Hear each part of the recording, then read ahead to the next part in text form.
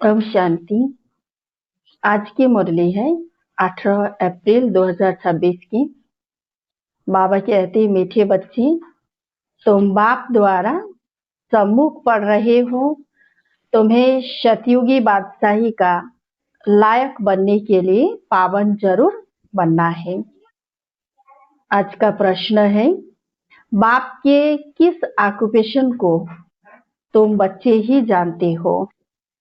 उत्तर है, तुम जानते हो कि हमारा बाप भी है, टीचर और सतगुरु भी है। बाप कल्प के संगम युग पर आते हैं, पुरानी दुनिया को नया बनाने, एक आदि सनातन धर्म की स्थापना करने। बाप अभी हम बच्चों को मनुष्य से देवता बनाने के लिए पढ़ा रहे हैं। यह ऑक्यूपेशन हम बच्चों के सिवाय और कोई नहीं जानता। गीत है भोलेनाथ से निराला। ओम शांति। ओम शांति का अर्थ तो बच्चों को बार बार समझाया है। ओम माना मैं आत्मा हूँ और मेरा यह शरीर है। शरीर भी कह सकता है कि मेरी यह आत्मा है। जैसे शिव बाबा कहते हैं तुम मेरे हो, बच्चे कहते हैं बाबा आप हमारे हो, वैसे आत्मा भी कहती है मेरा शरीर। शरीर कहेगा मेरी आत्मा। अभी आत्मा जानती है मैं अविनाशी हूँ। आत्मा बिगर शरीर कुछ कर न सके। शरीर तो है कहते हैं मेरी आत्मा को तकलीफ नहीं देना। मेरी आत्मा पाप आत्मा है व मेरी आत्मा पुण्य आत्मा है। तुम जानते हो मेरी आत्मा सतयुग में पुण्य आत्मा थी। आत्मा खुद भी कहेगी मैं सतयुग में शतुप्रधान अथवा सच्चा सोना थी।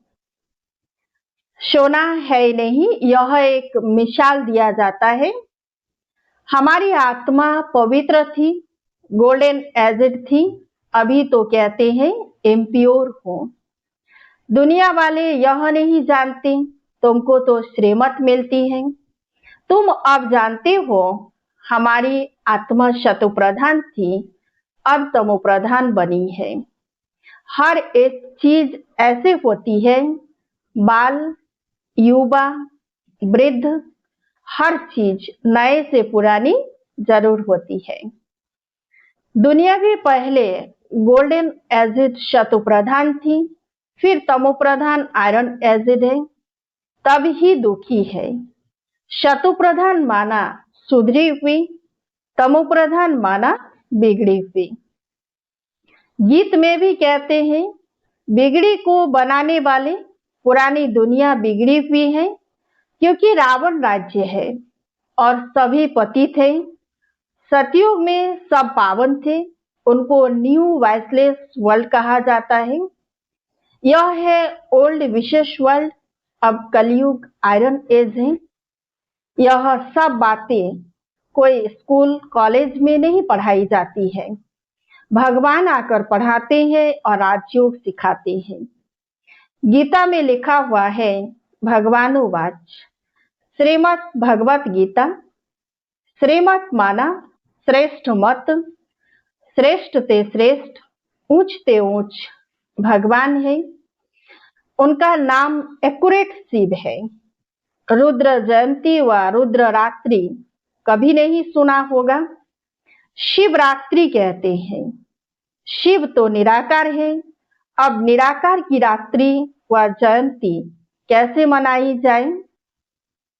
श्री कृष्ण की जयंती तो ठीक है, फलाने का बच्चा है, उनकी तिथि तारीख दिखाते हैं।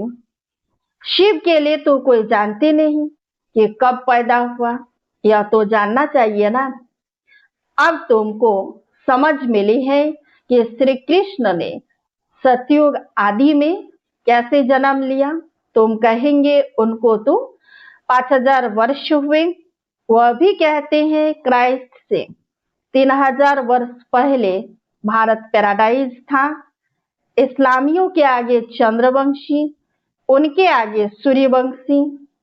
तो शास्त्रों में सतयुग को लाखों वर्ष दे दिए हैं।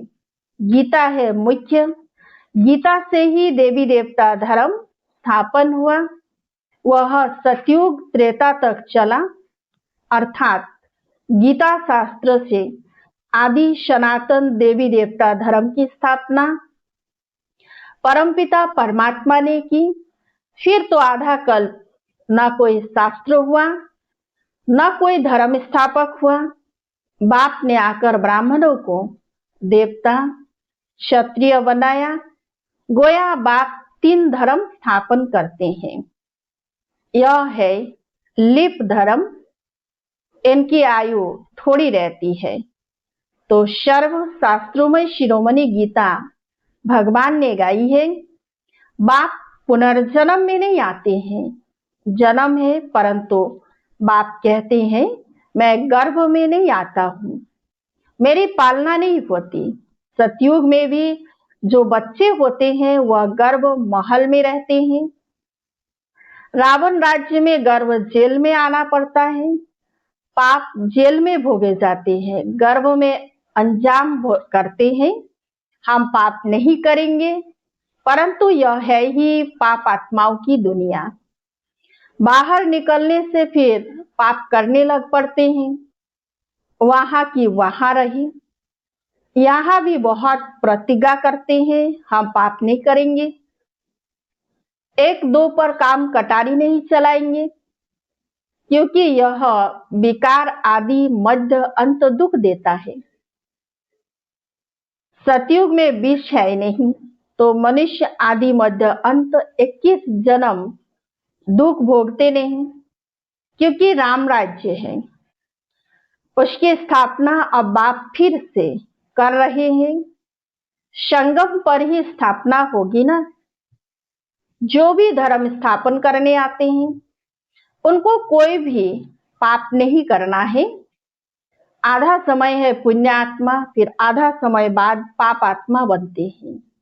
तुम सतयुग त्रेता में पुण्य आत्मा रहते हो, फिर पाप आत्मा बनते हो। शतु प्रधान आत्मा जब ऊपर से आती है तो वह सजाएं खा नहीं सकती।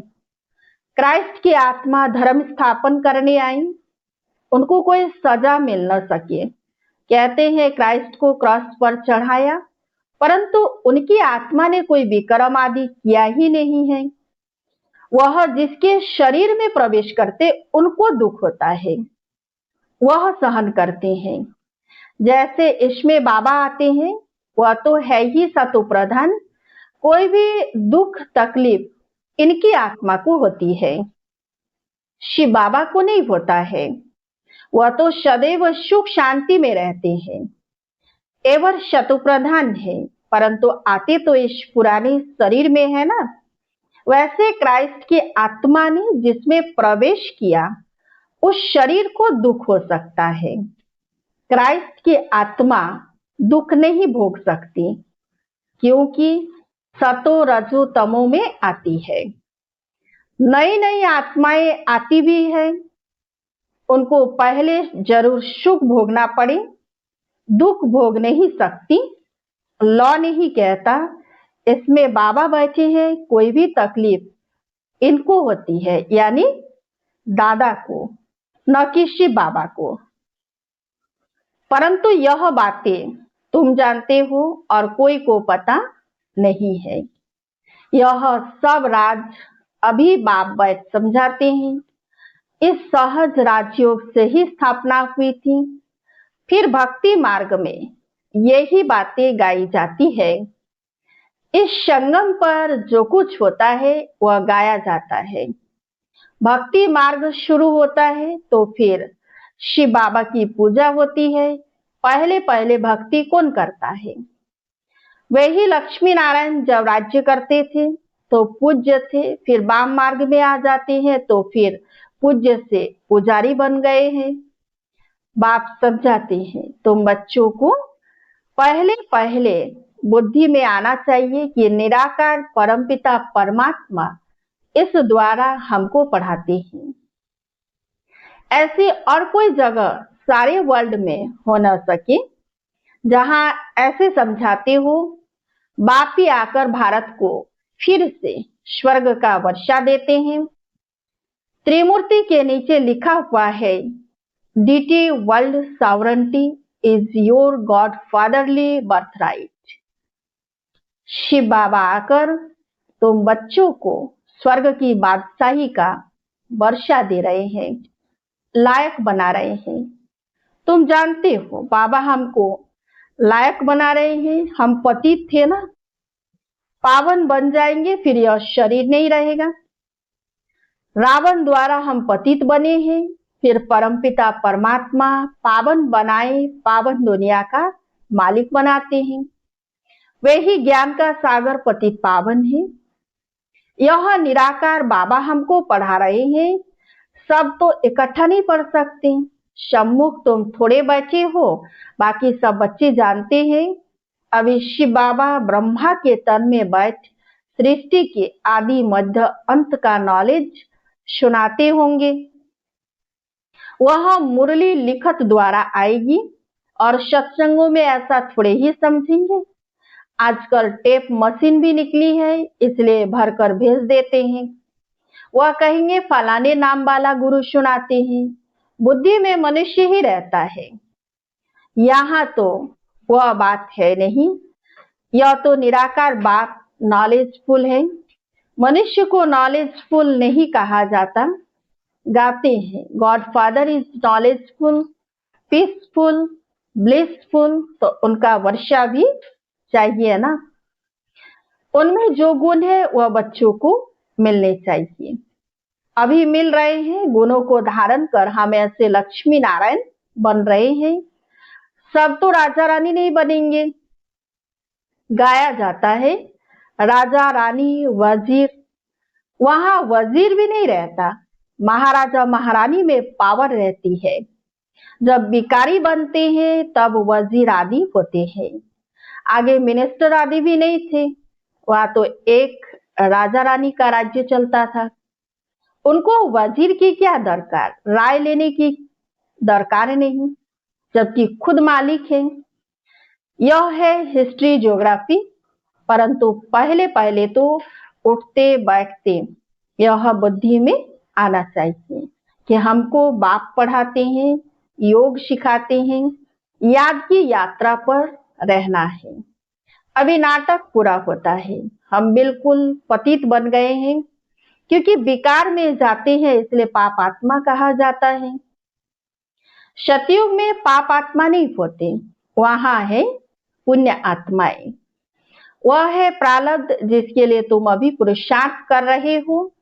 तुम्हारी है याद की यात्रा, जिसको भारत का योग कहते हैं, परंतु अर्थ तो नहीं समझते हैं। योग अर्थात याद, जिसे विक्रम विनाश होते हैं, फिर यह शरीर छोड़ घर चले जाएंगे। उसको स्वीट होम कहा जाता है। आत्मा कहती है हम उस शांति धाम के रहवासी हैं। हम वहां से अशरीरी आए हैं, यहाँ पार्ट बजाने के लिए शरीर लिया है। यह भी समझाया है। माया 5 विकारों को कहा जाता है। यह 5 भूत है। काम का भूत, क्रोध का भूत, नंबर 1 है देह अभिमान का भूत। बाप समझाते हैं सतयुग में यह विकार होते नहीं है, उसको निर्विकारी दुनिया कहा जाता है। विकारी दुनिया को निर्विकारी बनाना यह तो बाप का ही काम है। उनको ही सर्वशक्तिमान, ज्ञान का सागर, पतित पावन कहा जाता है। इस समय सब भ्रष्टाचार से पैदा होते हैं। सतयुग में ही वाइसलेस दुनिया है। बाप कहते हैं अब तुमको विशेष वाइसलेस बनना है। कहते हैं इस बिगर बच्चे कैसे पैदा होंगे। बाप समझाते हैं अभी तुम्हारा यह अंतिम जन्म है। मृत्यु लोक ही खत्म होना है, फिर इसके बाद बेकारी लोग होंगे नहीं। इसलिए बाप से पवित्र बनने की प्रतिज्ञा करनी है। कहते हैं बाबा हम आपसे वर्षा अवश्य लेंगे। वह कसम उठाते हैं झूठा। गॉड जिसके लिए कसम उठाते हैं उसको तो जानते नहीं। वह कब कैसे आता है, उनका नाम रूप देश काल क्या है, कुछ भी नहीं जानते। बाप आकर अपना परिचय देते हैं। अभी तुमको परिचय मिल रहा है। दुनिया भर में कोई भी गॉड फादर को नहीं जानते। बुलाते भी है, पूजा भी करते हैं, परंतु ऑक्यूपेशन को नहीं जानते। अभी तुम जानते हो। परमपिता परमात्मा हमारा बाप, टीचर, सतगुरु है। यह बाप ने खुद परिचय दिया है कि मैं तुम्हारा बाप हूं। मैंने इस शरीर में प्रवेश किया है। प्रजापिता ब्रह्मा द्वारा स्थापना होती है किसकी? ब्राह्मणों की। फिर तुम ब्राह्मण पढ़कर देवता बनते हो। मैं आकर तुमको शूद्र से ब्राह्मण बनाता हूँ। बाप कहते हैं मैं आता ही हूँ कल्प के संगम युग पर। कल्प 5000 वर्ष का है। यह सृष्टि चक्र तो फिरता रहता है। मैं आता हूँ पुरानी दुनिया को नया बनाने, पुराने धर्मों का विनाश कराने। फिर मैं आदि सनातन देवी देवता धर्म स्थापन करता हूँ। बच्चों को पढ़ाता हूँ। फिर तुम पढ़कर 21 जन्म के लिए पुरुषार्थ करते हो, देवता बन जाते हो। देवताएं तो सूर्यवंशी, चंद्रवंशी प्रजा सब हैं। बाकी पुरुषार्थ अनुसार उच्च पद पाएंगे। अभी जो जितना पुरुषार्थ करेंगे वही कल्प कल्प चलेगा। समझते हैं कल्प कल्प ऐसा पुरुषार्थ करते हैं, ऐसा ही पद जाकर पाएंगे। यह तुम बच्चों की बुद्धि में है कि हमको निराकार भगवान पढ़ाते हैं। उनको याद करने से ही विकर्म विनाश होंगे। बिगर याद किए विकर्म विनाश हो नहीं सकते। मनुष्यों को यह भी पता नहीं कि हम कितने जन्म लेते हैं। शास्त्रों में कोई ने गोपुड़ा लगा दिया है 84 लाख जन्म। अभी तुम जानते हो 84 जन्म है। यह अंत का जन्म है। फिर हमको स्वर्ग में जाना है। पहले सूक्ष्म वतन में जाकर फिर स्वर्ग में आएंगे। अच्छा, मीठे मीठे शिकिलधे बच्चों प्रति माता पिता बाप दादा का याद प्यार और गुड मॉर्निंग। रूहानी बाप की रूहानी बच्चों को नमस्ते। हम रूहानी बच्चों की रूहानी बाप दादा को याद प्यार और गुड मॉर्निंग। नमस्ते नमस्ते नमस्ते।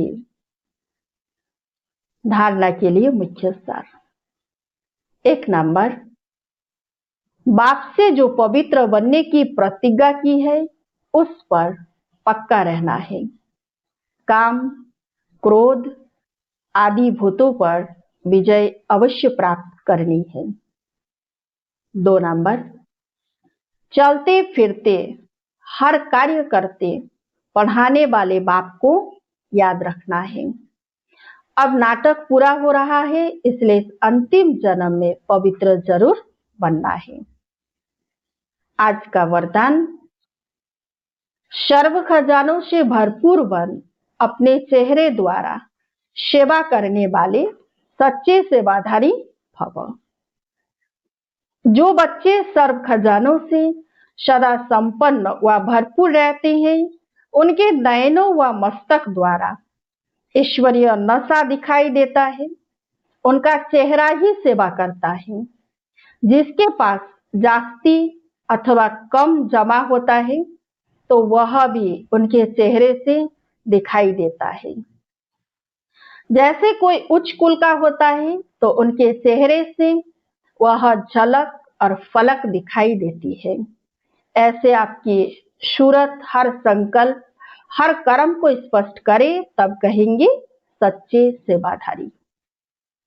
आज का स्लोगन, समय और संकल्प के खजाने की बचत कर जमा का खाता बढ़ाओ। समय और संकल्प के खजाने की बचत कर जमा का खाता बढ़ाओ।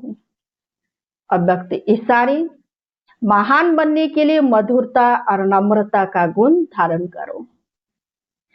जब एक दो को मीठा खिलाते हो, उसमें मुख थोड़े समय के लिए मीठा होता है, लेकिन स्वयं ही मीठा बन जाओ, मुख में सदा ही मधुर बोल रहे।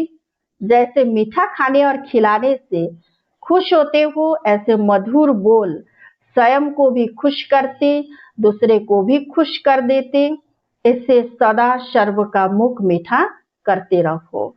सदा मीठी दृष्टि, मीठा बोल, मीठे कर्म हो। ओम शांति।